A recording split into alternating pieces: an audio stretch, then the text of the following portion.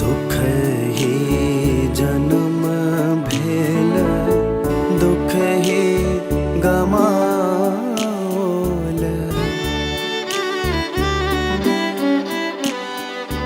दुख ही जन्म भेल, दुख ही गमाओल। सुख सपनहु नहीं भेल, हे भोलानाथ कखन हरब दुख मोर। कखन हरब दुख मोर, हे भोलानाथ कखन हरब दुख मोर।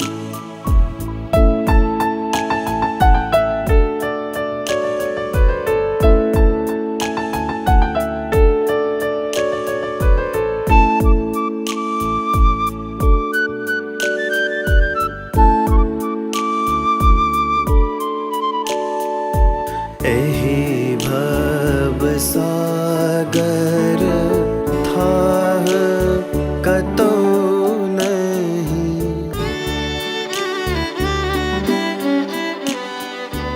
एहि भव सागर थाह कतौ नहीं।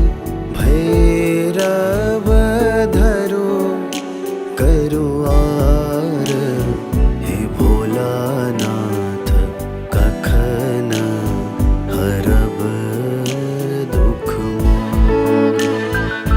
कखन हरब दुख मोर, हे भोलानाथ कखन हरब दुख मोर।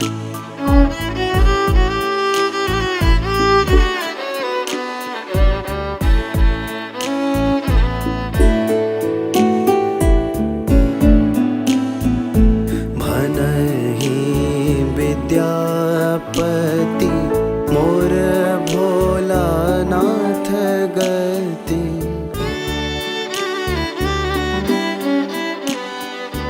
भनहि विद्यापति मोर भोलानाथ गति। करब अंत मोहि पार, हे भोलानाथ कखन हरब दुख मोर। कखन हरब